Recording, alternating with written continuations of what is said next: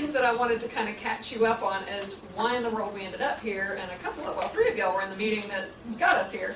But as you were, when we heard about the grant, Phyllis had said, we want this whole thing to be trauma-informed, and I was thinking, that's what we do. I wonder if she's using our stuff. And so we got together and talked about where we have come, and for about the past year, we've actually been training people ourselves. We had the National Center for Trauma-Informed Care come in about a year and a half ago, and that got our ball rolling. And so what we're trying to do now, we have a coalition of folks that are interested in infusing trauma-informed care in everything, everywhere is kind of the way we look at it. But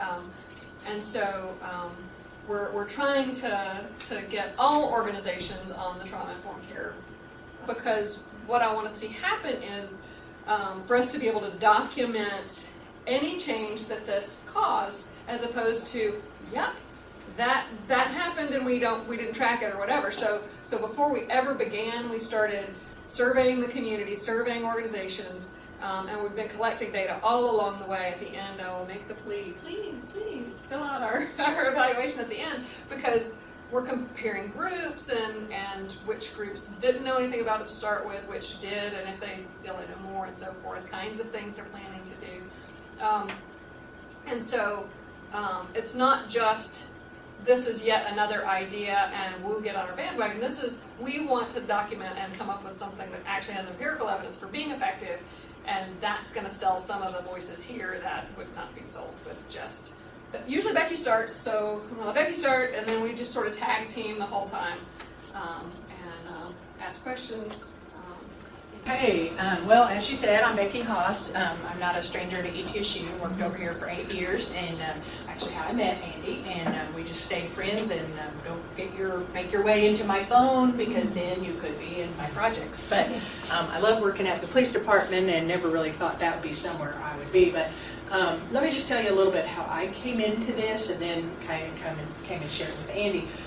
My background and career has been a lot of educating, a lot of training, some in the faith-based community, many years here at the university with the IRB, and then car seat safety training in 33 counties of ETSU under a very big grant. Also, then we're going to leave you at the end with some building blocks that we hope, as you finalize your plans for the Avon grant, that you will then sit down and talk about again as a team and see, is there anything we want to do moving forward in this project that might be re-traumatizing to the individuals that we're working with? Here we go. Okay, so this first section, the objectives are to give to you a shared understanding of what trauma is, an identification of it, awareness to the effects of the brain development, types of stress, how to build resilience, and then trauma through the eyes of a child. Though you just physically see Andi and I here today, we brought a little mini team with us and several videos that you're going to watch.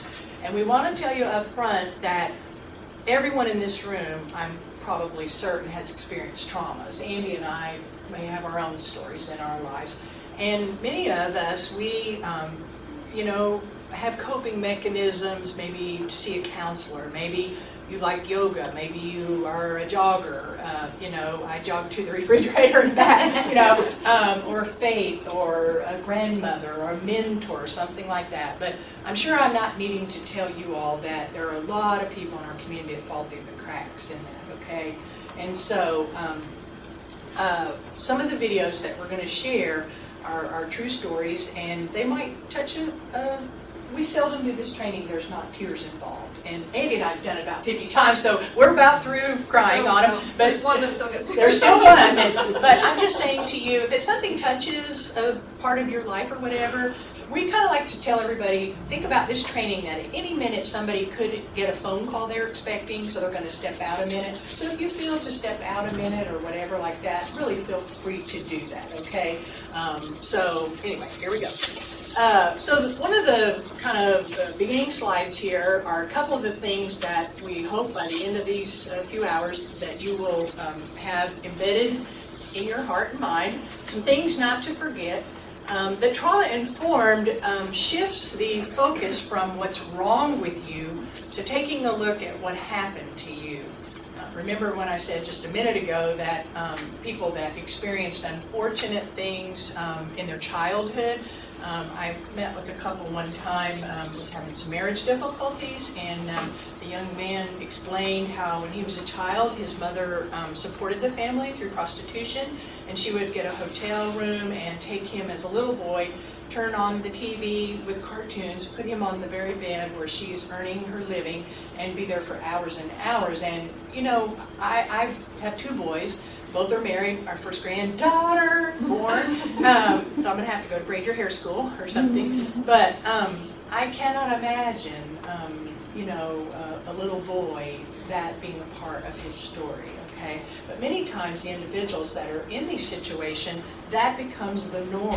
They go through and facilitate through life figuring everyone's kind of got a story like that. So this changed the shift from what's wrong with you to what happened. Also, we're going to help you to begin to see some of the symptoms that we deal with in society. I know particularly in criminal justice, some of the symptoms and behaviors are really adaptations to trauma. And then the good news of this training is that healing happens. You don't have to be a therapist to be therapeutic. Andi and I love doing this training where we might have CASA advocates or nice longer nurse managers. And you know, if we get a bus driver in the mix or a cafeteria, one of my favorite stories in this journey, there's a reporter for the John City Press that covers a lot of my programs, and he came to our training this past June at the library. We had about 50 service providers that work with the homeless, and he was just there covering it for the paper, but he stayed through the whole 4 hours, and he wrote on it for the paper. And then a couple of weeks later, I get an email one evening, and the little sentence subject line was, sorry to bother you. But I knew he wouldn't email unless it was something important. So I opened the email, and he told me how he'd been dispatched to cover a story for the paper about hoarding, a woman that was hoarding, and neighbors were complaining, and rats were now involved, and codes violations and were flying. And so he went over to talk to the woman, and as he got to know her, found out all the things in her yard where her mother had recently passed away, and she had to clean out her mother's property, whatever that was, very quickly. So she just brought it home, and it was in the yard, and she was so grieving, she couldn't really make sense of it or clean it out or depart with it. And then she began to tell the reporter about abuse, why her mother was so cherished was abuse that she'd suffered at the hands of her father. And the reporter said, oh my gosh, I just had trauma training. And so he began to say to her, ma'am, I'm so sorry that's a part of your story. And he said she got tears in her eyes. And just a reporter that sat in on the training, had his glasses on that day, to just say to that woman, just something in him was able to be touched by that woman's story. He didn't get into counseling or give her a referral. All he did was show her some human kindness of that I'm sorry that happened, okay? So healing happens in relationships. All right, here's our first video, all about explaining empathy. So what do I do, Andi, to make it work? You should be able just to click a rocket. There we go. Wait, that's going to take you away. Sorry. Okay. You override me? Let me grab it.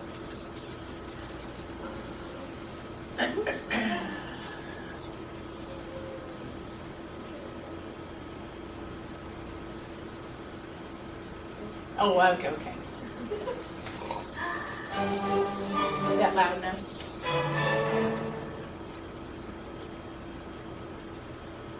So what is empathy, and why is it very different than sympathy? Empathy fuels connection. Sympathy drives disconnection. Empathy, it's very interesting. Teresa Wiseman is a nursing scholar who studied professions, very diverse professions where empathy is relevant, and came up with 4 qualities of empathy. Perspective taking, the ability to take the perspective of another person or recognize their perspective as their truth. Staying out of judgment, not easy when you enjoy it as much as most of us do. Recognizing emotion in other people and then communicating that. Empathy is feeling with people. And to me, I always think of empathy as this kind of sacred space when someone's kind of in a deep hole and they shout out from the bottom and they say, I'm stuck, it's dark, I'm overwhelmed. And then we look and we say, hey, I'm down. I know what it's like down here. And you're not alone. Sympathy is, ooh, it's bad, no. You want a sandwich? Empathy is a choice, and it's a vulnerable choice, because in order to connect with you, I have to connect with something in myself that knows that feeling. Rarely, if ever, does an empathic response begin with "at least." I had it, yeah. And we do it all the time. Because you know what? Someone just shared something with us that's incredibly painful, and we're trying to silver lining it. I don't think that's a verb, but I'm using it as one. We're trying to put the silver lining around it. So, I had a miscarriage. At least you know you didn't get pregnant. I think my marriage is falling apart. At least you have a marriage. John's getting kicked out of school. At least Sarah is an A student. But one of the things we do sometimes in the face of very difficult conversations is we try to make things better. If I share something with you that's very difficult, I'd rather you say, I don't even know what to say right now, I'm just so glad you told me. Because the truth is, rarely can a response make something better. What makes something better is connection. Matt is one of my favorite little videos and does an excellent job explaining the difference between empathy and sympathy. Empathy is perspective taking, seeing it from their side. And I think I kind of stumbled into empathy through some of those stories that I told you about. Just to hear young men in the juvenile system that would have been in the adult system for the crimes of attempted robbery, attempted murder, things that would have, if they'd been over 18, would have been looked at a little differently, but they were juveniles. But then to hear their stories, one young man about something that happened with his father and he when he was 8 years old, and literally as he told the story that night, I'm thinking about my boys when they're little and how involved my husband is in their lives, and I couldn't imagine that. I couldn't wrap my mind around that. And so exactly what happened there with the little bear, it's not necessarily words, but it's just something in you connecting with them that I'm sorry that happened. I'm sorry that was unfair. Also to stay out of judgment. Andi and I, our hopes and 1,200 some professionals that we've worked with, sometimes it's easy to maybe be on a pedestal of sorts, and when people come in, one time I worked with the homeless service providers in town, and someone said if we could just get budgeting classes and teach the homeless how to balance their checkbook. Folks, it's not about the homeless can't balance their checkbook, and there are other things involved, but that's sometimes the way service providers can come across. So to stay out of judgment and shaming and blaming. Also to recognize emotions in other people's, and then to communicate this recognition. So empathy is feeling with people. And you all, about to be the gatekeepers, and the work that Judy's doing and Ruth are doing, with people that are in a very vulnerable position.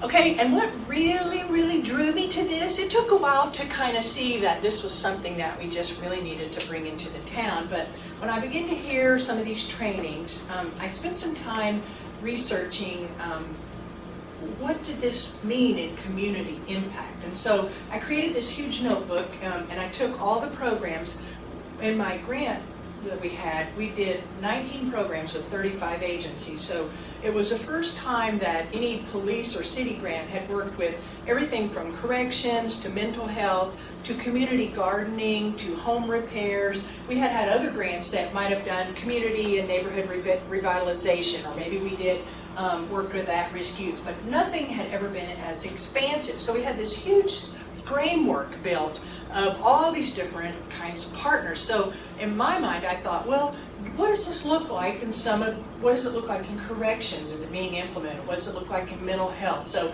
I spent several months doing some research, created this notebook, and called Andi, tell her all about it, and I said, who's going to listen to the lady in the basement at the police department. So it's educational. Let's get ETSU on board. So came over here and we had public health, counseling, some different department heads. And anyway, kind of shared my vision for creating a system of care where these different collaborators in the grant, that we would all speak the same language about this. And so we got finished that presentation a few days later. Andi emails me, you know what, I'm going to help you. And so she jumped in and off we went. But this right here is a small sampling of what really drew me to this from the police perspective. I began to see in my research how that the outcomes, where you do a program and you might get this amount of outcome, where you add trauma informed to it and you got this kind of an outcome. And here's one example. Lincoln Alternative High School in Walla Walla, Washington. The principal was really at wit's end. And he did not know really what to do. He couldn't get students to graduate. It was a very violent alternative high school. I've been involved with programs that are Science Hill alternative schools. So I have, when you go to school, you go through an 8-foot metal detector. So what does that feel like, really, going to school through an 8-foot metal? Pre-prison, maybe? But not to criticize the schools. That's very common, okay? But anyway, so he was kind of at wit's end to try to get some better outcomes. So he heard trauma-informed care training. He was so touched by it, moved by it, that he had all his staff receive the same kind of training. And then they did what we hope you will do. They sat down as a staff and said, are we doing anything that might be re-traumatizing these students, these young people? And they just talked as a staff, because this is not a one-size-fits-all. I grew up with sisters and got hand-me-downs, you know, and gave hand-me-downs to, but this is not a one-size-fits-all. Your organization, your grant team might assimilate it in a way Andi and I haven't even thought of yet. But, so what they did was they said, you know, one way that we could start was in-school suspension. Those can be re-traumatizing because it's meant to be punitive. It's meant to be a sort of a discipline. And not that discipline is not ever needed, but could we change the way we do it? So they decided to take the in-school suspension room, which was kind of intimidated, bright lightning, kind of like interrogation, you know, what have you done or whatever. And they softened the paint colors. The teachers brought in old used furniture, a couple of sofas, little lamps, and kind of softened the atmosphere. So Johnny comes to school and says a 4-letter word to the teacher over something. So the teacher says, Johnny, it's in-school suspension. So Johnny goes to in-school suspension. The teacher there has had this type of training. So as soon as Johnny comes in, she says, Johnny, what's going on? Anything going on? And he said, yes. And Dad lost his job last night, didn't come home again. He was out partying, came home this morning, hungover, drunk, high, whatever. He and Mother got in a fight. He kicked her in the face. This is a true story. Kicked her in the face. Her face is bleeding while I'm catching the bus. He said, I did not mean that at the teacher. I meant that at my dad. In 1 year, in-school suspensions went from 798 to 135. In 1 year, graduations went up from 9 to 60.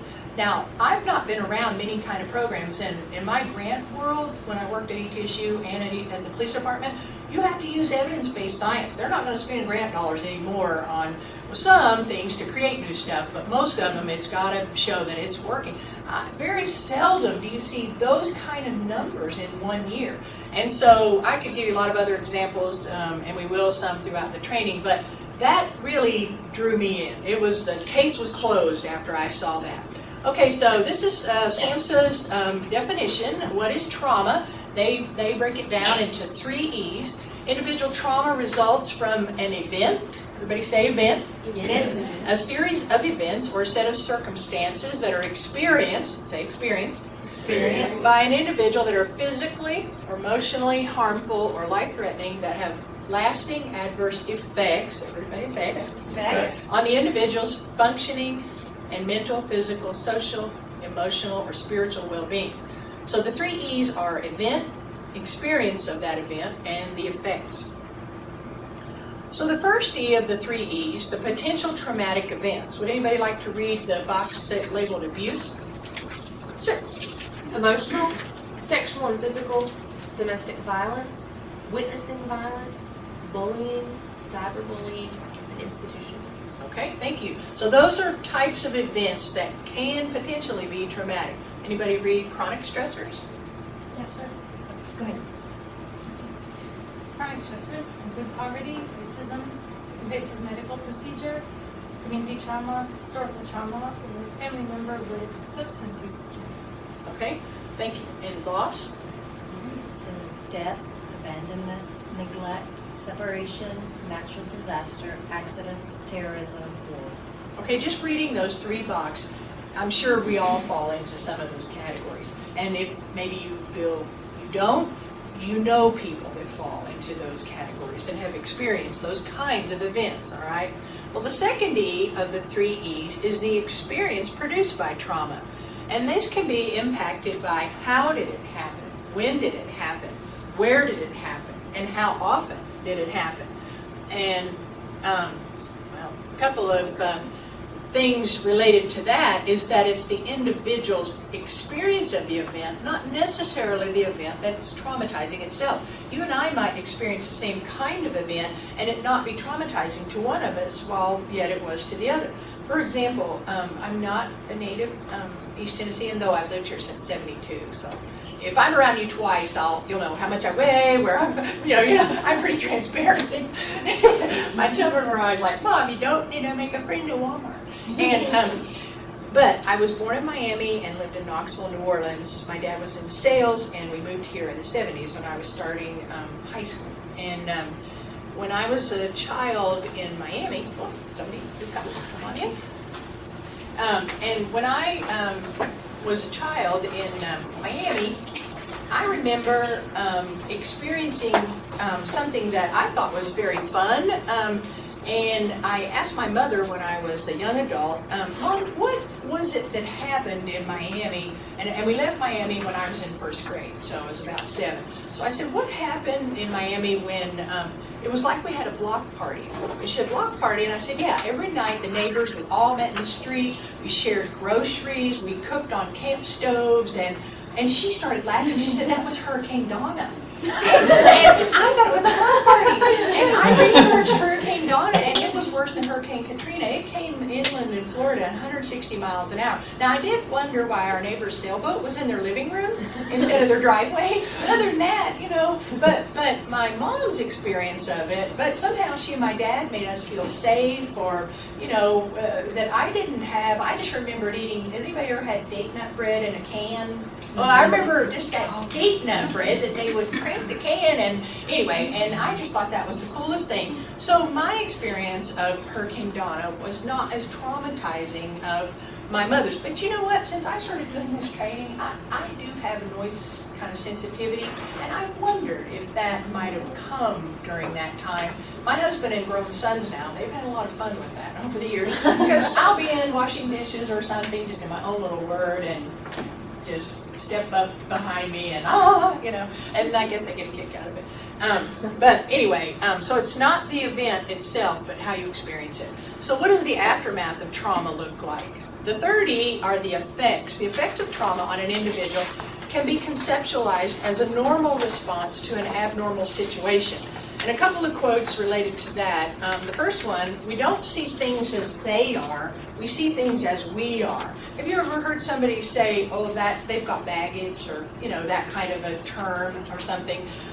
Well, often we look through a lens in life of things we've experienced. We filter it through our kinds of experiences oftentimes, and so do then the people that we interact with. The other quote I like there is that survival mode is supposed to be a phase that helps save your life, not how you live.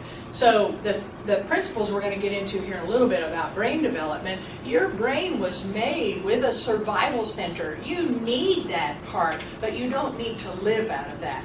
And to me, one of the clearest examples of that, sometimes I work with the FBI, child pornography and sex trafficking. Those are federal charges, so when I'm in trainings or panels that the FBI is there, they'll talk about, in East Tennessee, sex trafficking commonly looks like young people that are trafficked into prostitution to pay for drugs of parents. It might not be as much as foreign immigrants into the domestic service, maybe like New York or cities, larger cities might experience, but that's kind of what we see commonly in East Tennessee.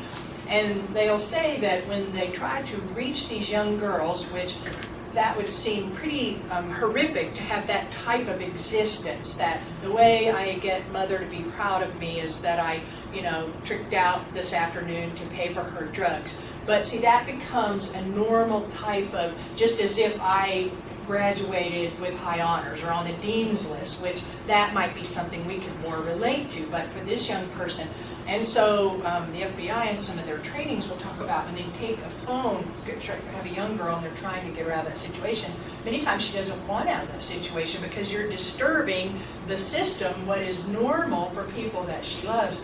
And but if you take a woman that's older and in that system and take her phone away, it'll have a contact that says dad and a contact that says mom, and they're not the biological. The dad is generally the drug dealer that supplies the drugs to the group, and the mom is the oldest female that's in that group. So see, that's exactly what's happened. I'm sure the first time that they encountered that kind of activity, there was probably some terror involved or fear for your safety. But now I've conditioned myself that this is normal. This is, and when I've been involved with the probation program, and I know Andy's heard this too, though many of them will say, we thought this was how everyone had a relative that violated them on a regular basis. And so the effects of the trauma is the 30. Okay, and here's what some of those effects can look like. And I'll just let you kind of look there a minute at the list. Negative thoughts. These are some of the effects that come. And these are all on your handout. And we can send you the electronic version of this too as well. Here's some of the emotions. And the reason we like to point this out is because many times as a system and a society, we've been treating depression. We've been treating fear or anxiety. We've been treating drug addiction, when really drug addiction is self-medicating from some of these horrors that have been experienced in life, okay? More behavior. Anger, impulsivity, aggression, self-harm. I met with a girl one time, was about to have her third child, and she had 25 stitches across her leg where she broke out a glass and cut herself in self-harm. And it's hard to understand how 25 stitches made her feel better, but the harm that she was experiencing because of things that happened in her family and her childhood, this was a temporary diversion from that. And so though we can't maybe relate to that, but to her that seemed perfectly normal, So these are some more of the learning difficulties, difficulty concentrating, remembering, poor planning, impulsivity, some physical symptoms. Have you known the child with the proverbial stomach ache all the time, or the headache, or even adults? So what is the root of these effects? Behaviors like an iceberg, that we only see the small portion on the surface, but below the surface are the feelings and emotions that are driving the behavior. The behaviors we see may be attempts to solve other problems that we're totally unaware of. So let's talk about the brain development. And this is where the science really comes into this. And Andy's going to tell you about the ACEs when they were started in the late 90s. So now we've had almost 20 years where there's been MRIs on brains of adults and children that went through certain kinds of abuse, and we've learned all this science. And Andi and I were in a training in November for 2 days. It was kind of related to the grant that she was awarded, that the Department of Children's Services was traveling across the state, and what they want to do is create a common language, working with DCS, and so they had 4 concepts that they wanted to have their case managers and work with the schools, the Department of Education to begin to change. And they likened it in that training. When I was a child, both my parents were chain smokers. And I remember in my teenage years when all of a sudden now cigarette and tobacco came with a health risk warning on it. That we know now that science is telling us that there could be health risk involved with that. And they liken this training to that now we can say, as there is a risk, if you do not nurture a child in a young age, that child is not developing their brain to go to school to learn. And so that's where this science comes in. So the brain development, this is the coloring book version of the brain. Phyllis and Judy, they're the medical. They can. I did this one time. A lady sitting there said, "My husband's the chief of neurology," and I'm like, "Okay, don't kill me." So this, I will be right up front with my little disclaimer. This is the coloring book version. The brain development. So the brain has a bottom-up organization. When my granddaughter was born last April, I did not expect her, the first time I saw her in the middle of the night, to be saying her ABCs, because I knew that her brain was doing her vitals, and those kind of her brain stem. All the things she didn't have to think about to be alive, okay? The bottom controls the most simple functions, respiration, heart rate, blood pressure. The top areas control more complex, such as thinking and regulating emotions. The brain development at birth is underdeveloped. You came with all the brain you're ever going to get. But just like why today I'm lecturing or training on this subject, and I'm not with a group that are Olympic divers, because I didn't develop the part of me that knew Olympic diving. I heard an Olympic diver say he practices dive 100 times a day. I was the kind that on the high dive at the community pool, they're like, push her off already, And so that's why I'm not in the high diving profession, because I didn't develop that. But you know what? I came with every essential part that I could have been that, And the same is true with the brain, all right? So during childhood, the brain develops, and the brain-related capabilities, they come in sequence. That's why I'm expecting my granddaughter, who's now crawling, and then going to learn to walk and to babble before she talks. The process of sequential development, it's guided, though, by experience. The brain develops and modifies itself in response to experience. So here's 3 little videos. They're about 1.5 minutes each, and we're just going to let them play boom, boom, boom, one after the other, from the Harvard Brain Center that talks about the developing brain and what the brain then looks like if there is toxic stress in the life of that child, okay? So now, with science, I don't know if any of you have seen any photographs in the last few months of a child in the back seat of a car in a car seat, and the parents slumped over, passed out. Officers might find them with, drugs, or just passed out to drugs. So would you think that those children might be in an environment where, if they're crying or their diaper's dirty, or maybe they hear fighting, or some of the efforts I know Judy, Ruth are involved in every day in Washington County EMS, and this was in 2014, there's an average of 9 calls coded for officers to respond to that are domestic related or family disturbance. And so often children are in the home. And so that's one of the reasons we have our Family Justice Center, because statewide we have as many, in about 2 years, we'll have 10 Family Justice Centers in California that created the concept of the services all in one location. They, as a state, have 10. So put us beside of California, and that shows Tennessee how epidemic. And so, where there's the chronic stressors, without a nurturing caregiver, that child cannot move out of the part of their brain where the fire alarm is back into the thinking, reasoning brain. When I came into the criminal justice world, I began to hear the phrase cradle to prison pipeline. There's also one, school to prison pipeline. And the when I heard cradle to prison, I thought, who is born and set on a little train ride on a course to prison? And so as I began to research about that, this totally explains that kind of a phenomenon in the fact that a child now goes to school and might be diagnosed with learning disorders or things like that, when maybe, in fact, it was because they were in a dangerous, unstable environment and did not have the learning part of their brain developed to be able to go to school. Then they get in school and they become a discipline problem, and they fall out into the juvenile justice system, and then many times into the criminal justice system. Okay, so how trauma affects the brain. The fire alarm is the little pea pod here, the amygdala.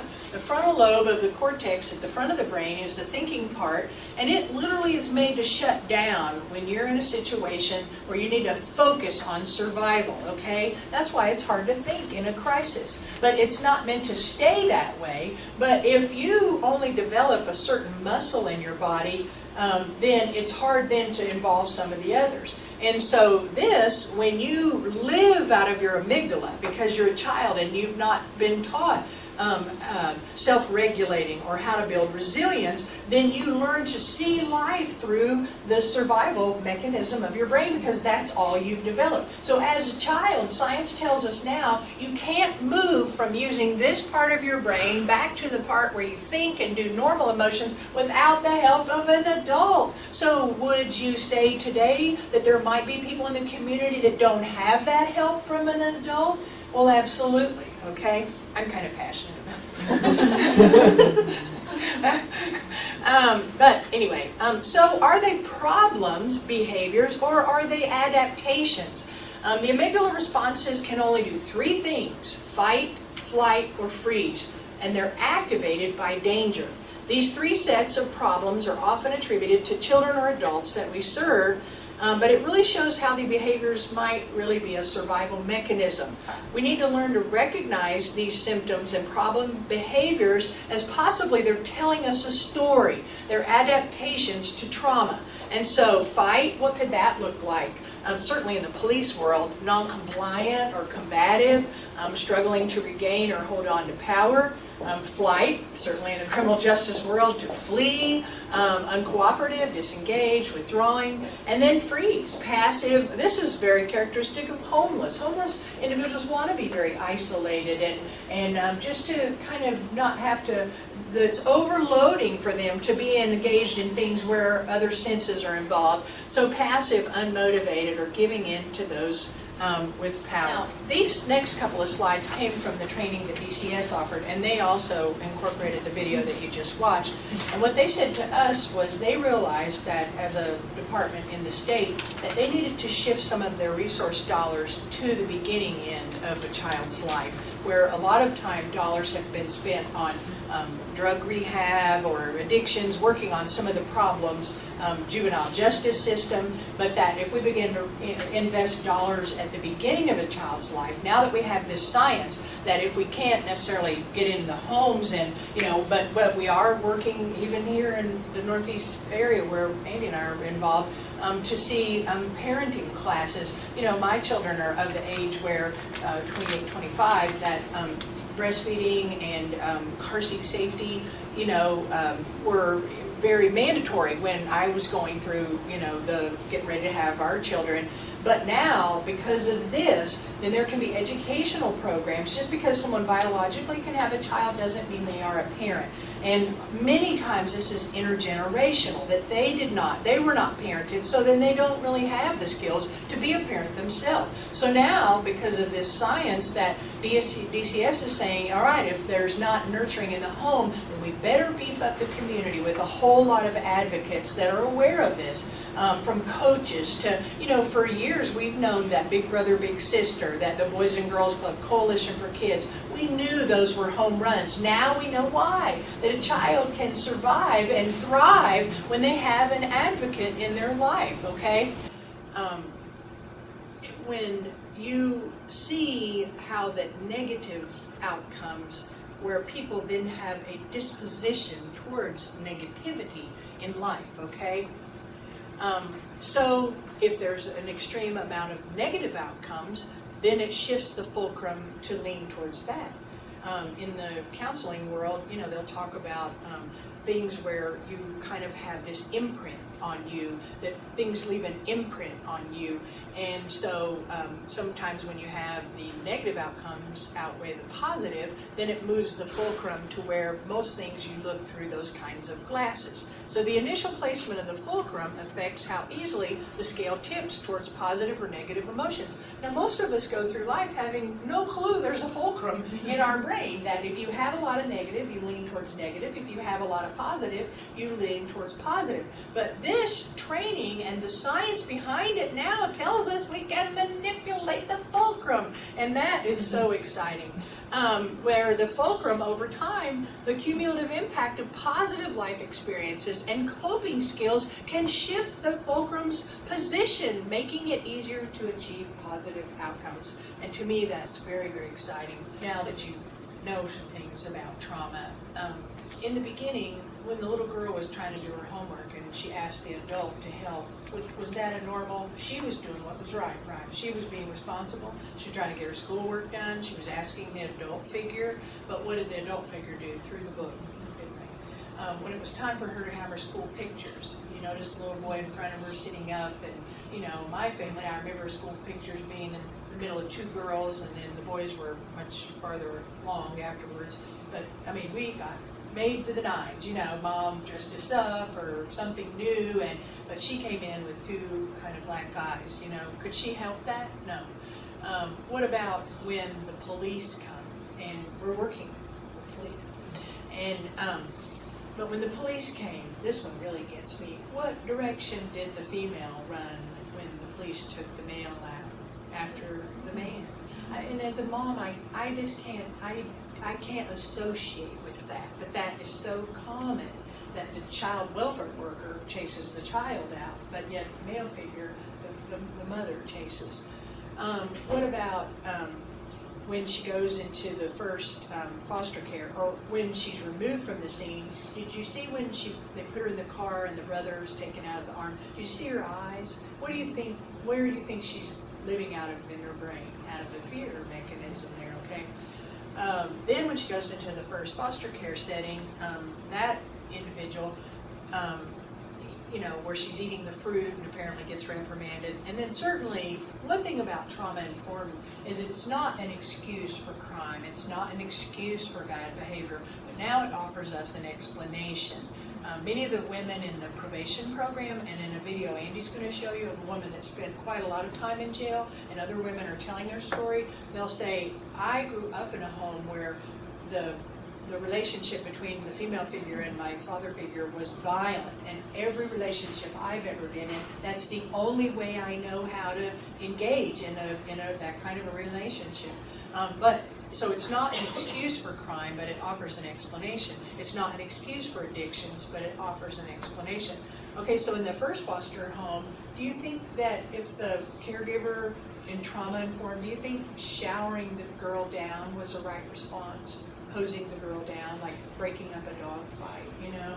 Okay, so then she goes into the next one. Can you tell me a few things maybe you observed about the other foster? What did that foster woman do when she greeted her at the door? Yes, very welcome. Got down on her level and was very welcoming. Now, when she's reading her a book, the little girl tears the book and throws it, and certainly that's not, you know, justifying that behavior, but that mom didn't go, and Andi, she'll tell you her trauma-informed fostering. And so that mom didn't, she knew that was sort of a characteristic. Why do you think the little girl got upset when she saw the dress? Huh? Triggered her. Yep, made her think of what happened there with her mom. And you said, I'll kill you, I'll kill you. That's what the dad's, or the male, was saying about her dress. Like, he was jealous. You know, I don't care about your dress. If you touch me again, I'll yeah, kill you. yeah. So the little girl, but then do you notice, so that triggered her, and she's living out of this highly developed fear part of her brain. I hate you, I hate you. But then did you notice it's like, then she came back into reasoning, and she got the dress on, and she wanted to please the caregiver then, and, you know, and then she's on the phone, so she didn't really recognize it. But, so just seeing what you already heard in this first hour and a half or so, didn't that show you some things about why that behavior happened? Okay? So we'll take a break and have some coffee or tea or whatever, and say maybe about 10-15 minutes. Regroup. I think I'm gonna. Quickie told you who I am a while ago, but to follow up that video, I want to speak. This is something I learned since the last training we did. I don't know if any of you are familiar with Safe Families for Children. It's a branch of Bethany, which is an adoption organization. Safe Families is sort of a pre-foster care, I guess. It's an organization that to kids that are not necessarily, some may be at risk for going into foster care, but sometimes parents just need some sort of emergency child care. Some of the situations, like mom's having a baby, a single mom is having a baby, she's already got 2 kids at home, there's nobody to keep them. So there are families that are trained background checked and everything to take those kids for a weekend or a week or something like that. Or mom's going into rehab for a 28-day program, and so the kids go and stay with another family that will nurture them while she's in treatment and so forth. Great program. It's just gotten started in Dozen City since last summer. And they try to use a lot of churches as training grounds to get several families in a church, so that it's not just the family, but they're also support people around. So one person might do meals, like the kids will stay at a house, but somebody else is doing meals, and somebody else will do babysitting or keep them in the morning while the host family goes to work or whatever. So anyway. Is it a religious program? Bethany is a faith-based organization, but you don't have to be a faith-based person to do it.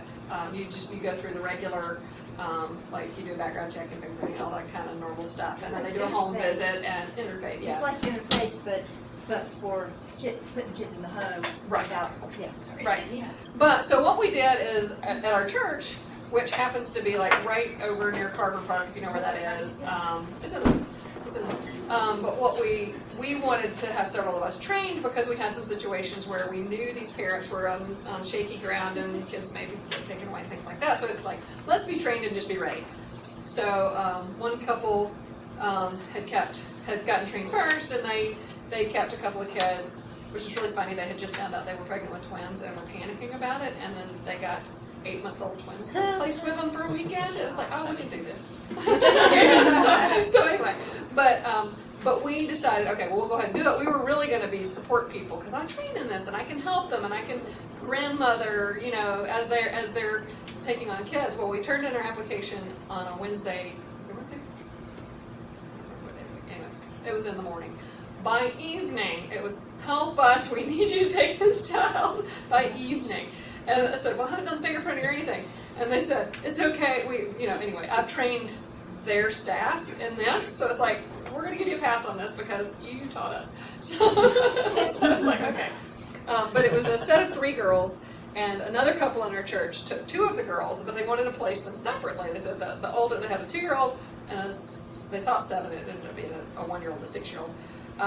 Stayed with one couple, and then we took the 5-year-old.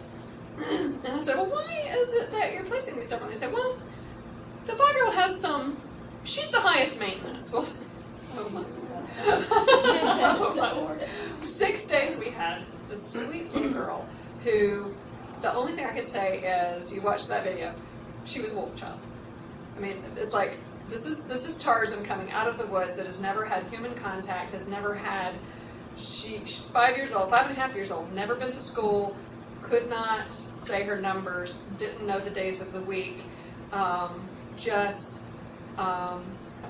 if anything ever, it's like, if she didn't want to do something, it was like, no, kick, scream, bite, throw, grab walls, pull things off shelves, flailing legs, and it's like, there were, well, my husband and me, my grown daughter lives with us right now, then my 15-year-old son was there, and then the next day, my 18-year-old son came home from college. And so 5 adults, 1 child, it was almost even. It was like, but it was so huge because before she got there, it's like, I'm going to greet her on her level. I'm going to talk to her. I'm going to scoot down. I'm going to talk to her. And none of us really knew what we were getting into.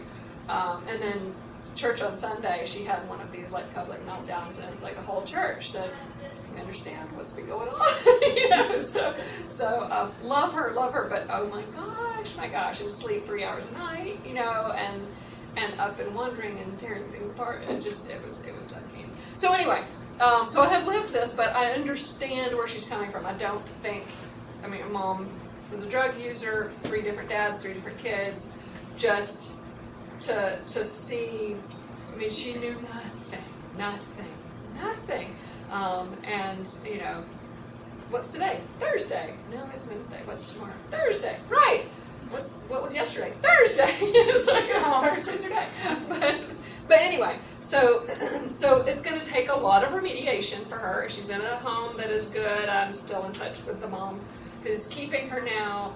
Her school counselor has my email address. She's in school. Somebody sent a picture like from behind, so you couldn't see who it was or who the teacher was, but she was writing her name and copying it. It was like, oh, this is phenomenal. But anyway, so just to say, ridiculous upbringing, but I understand it. But now we have tools that we can work with these kids and kind of change things. All right, so what I'm going to do right now is go on with talking a little bit about the ACE study. Some of you have heard about the ACE study, the Adverse Childhood Experiences Survey or study. And so we've talked we started out talking about trauma, then we talked about the brain science, but all of this was sort of jump-started with the original ACE study. We're going to talk about the prevalence, and then we're going to also talk about the fact that that is not necessarily destiny. And I'm going to run over here because this video is the one that gives, the others don't usually give us that much trouble. This one does. I have it hopefully all buffered and ready. And this will do in just a couple seconds or a couple minutes what I could tell you with 100 slides.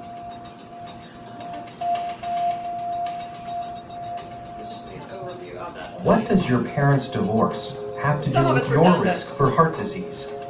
From what we already heard. If your mother had a drinking problem when you were growing up, are you more likely to suffer from depression as an adult? Here's what you should know about ACEs. ACEs stand for Adverse Childhood Experiences, extremely stressful events that can happen to a child growing up. Some experiences are so stressful that they can alter brain development, as well as the immune system, increasing the risk of lifelong health and social problems in adulthood.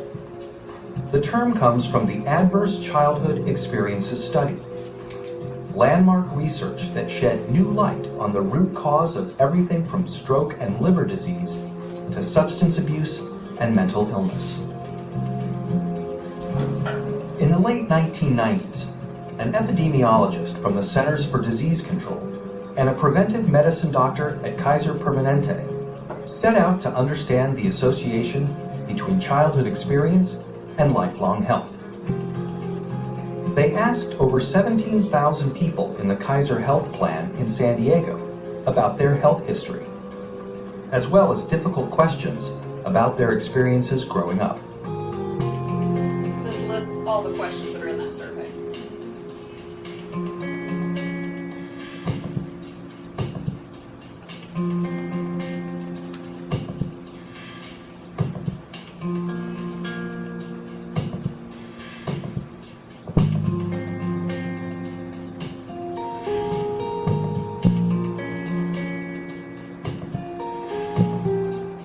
Andi and Felitti tallied up 10 different kinds of adversity in this largely middle-class and college-educated population. They were stunned to see how common ACEs were. 21% of all respondents were sexually abused as children. 19% grew up with someone who suffered mental illness. 28% had been physically abused. And 2 out of 3 respondents had experienced at least one ACE. The researchers next looked at how someone's ACE score, or the number of adversities they experienced, related to a wide array of serious health and social problems. They saw that the more ACEs someone had, the greater their risk for poor outcomes compared with someone with no ACEs. Someone with an ACE score of 4 had twice the risk of heart disease and cancer. Someone with an ACE score of 5 had an 8 times greater chance of being an alcoholic. And those with an ACE score of 6 or more, on average, died 20 years earlier. With every major problem they looked at in the ACE study, the risk went up for each additional adverse experience in childhood.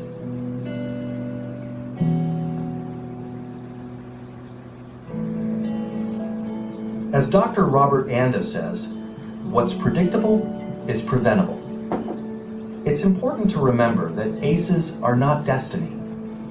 ACEs are a tool for understanding the health of a population as a whole. For individuals, an ACE score can be a tool for understanding their own risk for health and social problems, and empower them to make changes for themselves and their children. ACEs tend to get passed down from generation to generation and are common across all income levels, races, and cultures. But increasingly, people of all different professions and backgrounds are coming together to discuss how ACEs affect their communities. They're finding new ways to treat and prevent ACEs. Many doctors are starting to screen their patients for ACEs as part of their medical history. More schools are becoming trauma-informed, considering the source of problem behavior when disciplining their students, instead of immediately suspending or expelling them.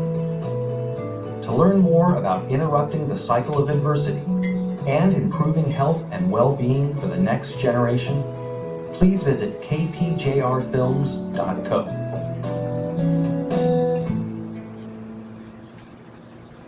I should be able just to go down to that. Yeah, you can exit outside. Let me try to grab it. Is that right? Oh, we'll go back to this, okay, here. Yeah. I'm not as good at this as her. There we go. Okay. So that's kind of the history of it, and that jump started slowly, I guess. This has been almost 20 years. A lot of what we're talking about now. So I'm just going to run briefly through a few of those things. The health risk behavior. Well, let me back up. As a researcher, it's a correlational study. So we can't say this stress or this adversity caused this thing, but it so beautifully predicts things over and over and over and over and over. We begin to say, okay, there's a pattern here. There probably are causal things going on. Now we're trying to do some of the studies to get at the causation in it. But just that we see the adoption of health risk behaviors, such as substance abuse, self-harm, sexual promiscuity, things like that we know are causing damage to bodies and so forth.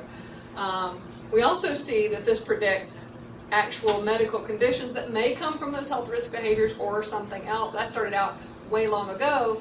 My dissertation was on stress during pregnancy and programming of babies. So, I mean, this is like I'm studying forever.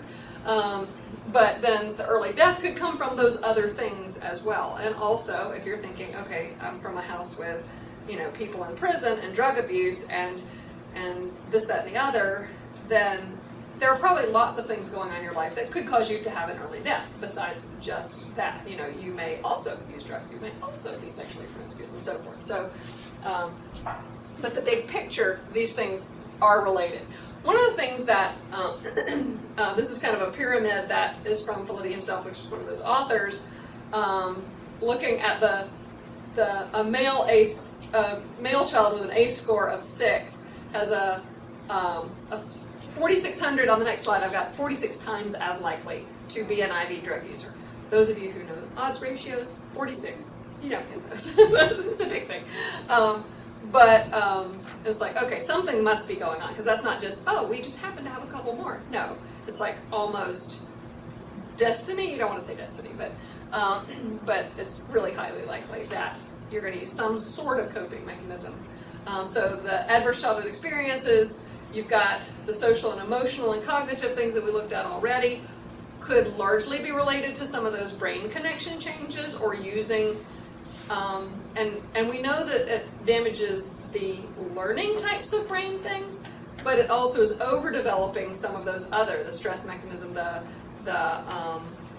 maybe impulsive, what looks like impulsivity in school could actually be strong connections and vigilance because you're in a scary environment, things like that they're being built around these things that have happened to them. They adopt health risk behaviors.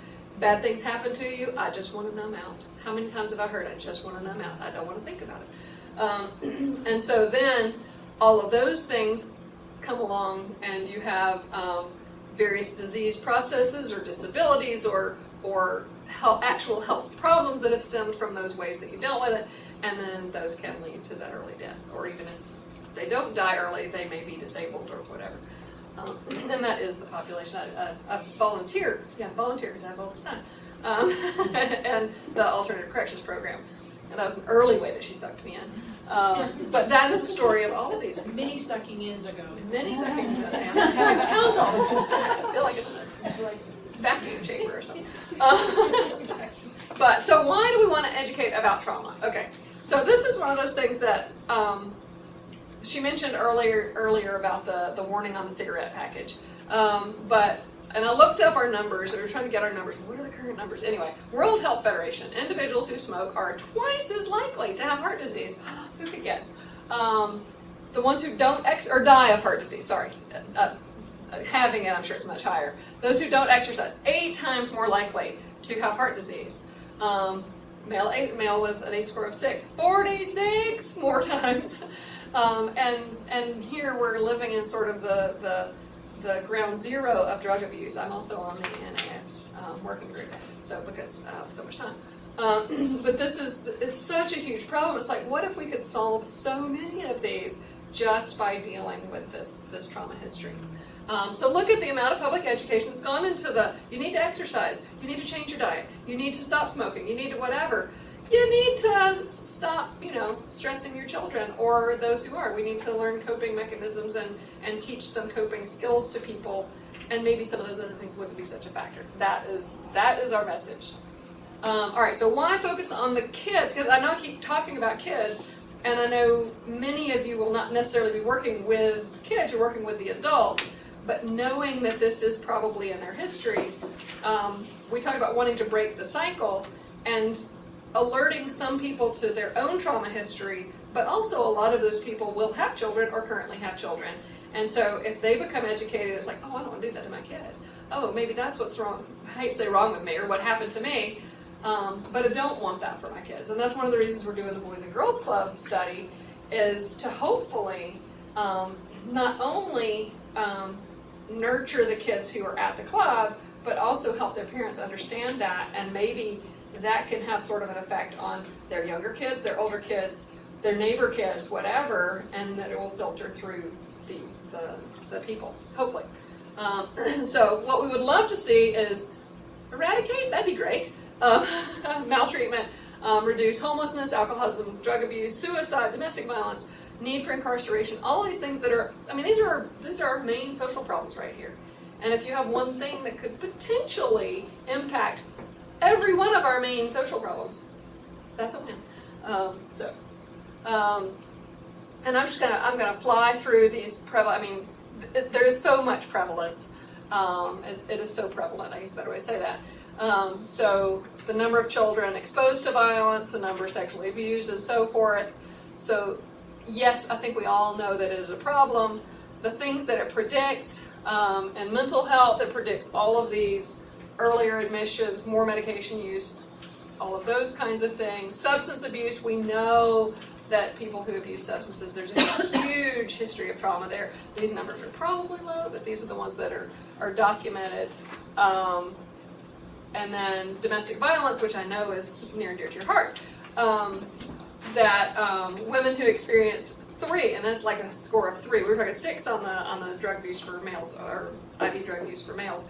But with 3, and the ones that they witnessed or experienced sexual or physical violence or witnessed to domestic violence, were 3.5 times as likely to be victims. And then men who experienced those were 3.8 times more likely to be perpetrators. So it's not like, oh, yeah, I experienced it and it has nothing. No, it raises your risk. So you're actually, by dealing with it and educating people about it, you're helping those who have experienced it, but you might also be helping to prevent it in the future, hopefully. Okay, so what do we do with this? So I have been administering the ACE tests to people. We're using it at the Boys and Girls Club. I know Jill Stinson in our department works with sex offenders, incarcerated sex offenders. She's used the ACE a lot with them. There you've got like 8s and 10s. You don't have any 2s or 3s. And incarcerated sex offenders, pretty much, it's just like, no, they have them. So you don't even really have to measure because it's already there, but she had to verify that. So there are a lot of people using this. It's like, well, do we need to test? You don't have to test people. I mean, it's like, you don't have to have, oh, I need to know what your score is before we can enter a treatment plan. You don't have to know that. We need to have an awareness that most people probably have experienced some of these, but people in, particularly drug users, incarcerated individuals, domestic violence perpetrators, victims, and so forth, it is very likely that they have experienced trauma. And so just putting on your trauma lenses and assuming that that could be where whatever is coming from, if there's bad behavior, illness, mental health issues, and so forth, saying, okay, there very likely is a trauma history here. Knowing that is really what we're trying to get across. There has been reluctance on the part of a lot of people to open the can of worms. I know when we first started saying we want people to ask about this and so forth, and maybe even use the ACE test. It's like, oh, but what if we don't have enough people to handle the sea of folks that are having to deal with traumas? You know, you asked about it, now you got to do something about it, and that's kind of the institutional feeling. Yes. I attended a conference, I guess it would have been not this past fall, maybe but the fall before, in Asheville, and it was the Adverse Childhood Experience Trauma, Adverse Childhood Experience Conference, and they were talking about the ACEs study as well. But one of the questions that was posed at that, which was kind of interesting, and I'd like to hear everyone's feedback on that, is how, when you talk about the symptoms of trauma and how it can look very similar to mental illness, how do people differentiate, for example, or like, let's say you have childhood behavior problems. Maybe they're hyper, maybe they're acting out. You could think maybe this child has ADHD, but how then do you differentiate if that child has ADHD or if they're presenting symptoms because they've been traumatized? I don't know if you have to differentiate, and I don't know that you necessarily can, because, like I say, I studied stress, and my actual dissertation was, I should be a little puffed. It's only been 20 years yet. The incidence of attention deficit hyperactivity disorder in children whose mothers experienced extreme psychological stress during pregnancy. That's the title of it. So, still got it. But I think some ADHD probably is a biological disorder caused by stress hormone production and circulation during pregnancy, so that basically mom's physiology is programming the baby's physiology. And so, yes, they probably have ADHD, but is it because of stress? Yeah, it very likely could be because of stress history. So I don't know that differentiating may not be as necessary as what do we do about it.